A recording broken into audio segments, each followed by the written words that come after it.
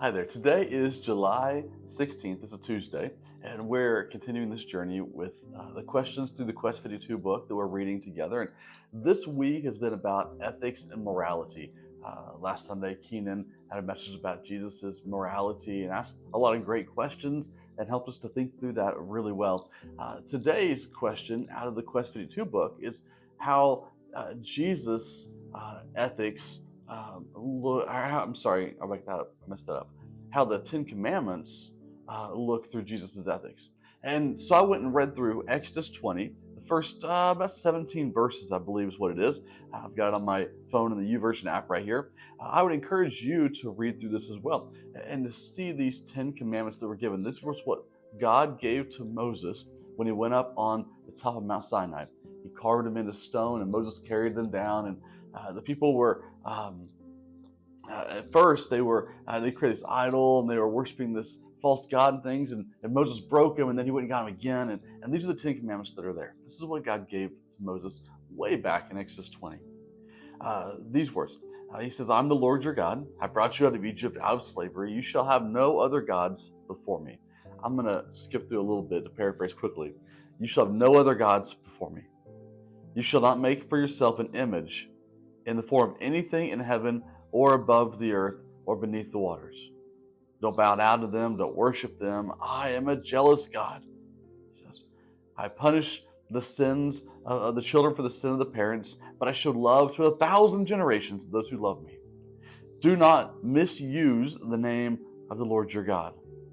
Remember the Sabbath day. Keep it holy.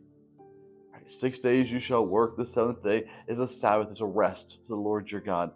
Honor your father and your mother. Do not murder. Do not commit adultery. Do not steal. Do not give false testimony. And do not covet your neighbor's house." Reading through this and considering these things, and then looking at the Sermon on the Mount in Matthew chapter 5, where Jesus gave this message, this sermon on the top of a mountain, talking about all these things. He said, "You've heard it said this, but I tell you this." And he took several of these things that we read in the Ten Commandments, and he just adjusted them a little bit.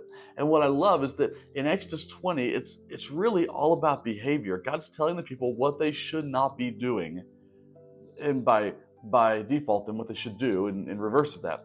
He's telling them behavior. Don't worship idols, don't kill, don't lie, honor people, don't steal, don't covet things, don't be jealous. He's telling people how to do these things.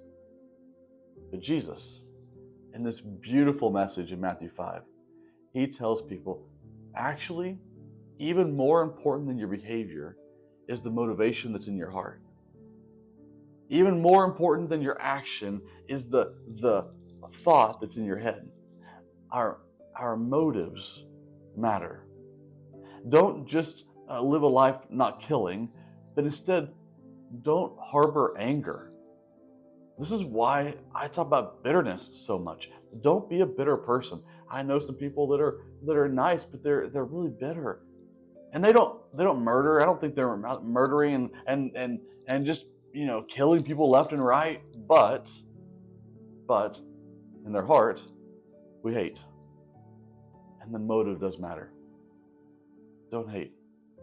He says not only should you not lie, but also in the motivation inside of you, you should have this motivation to be pure and honest and clean.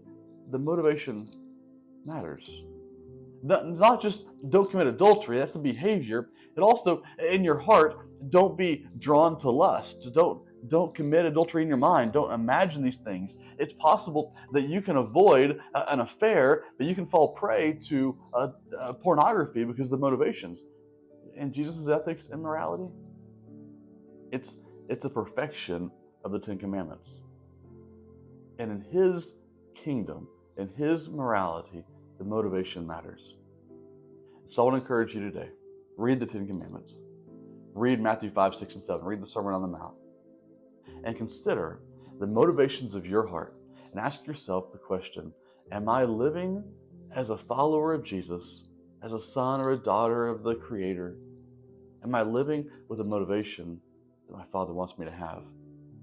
And if there's somewhere in your heart that you are harboring something maybe not acting on it, but you're considering it, you're enjoying the thought, then today is the day you need to lay that aside, surrender that to Jesus, and let him more fully become your king. Church, I hope you have a great day today. I hope that's an encouraging and challenging thought for you.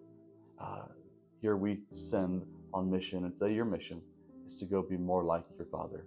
So until I see you again, you are sent. Have a great day.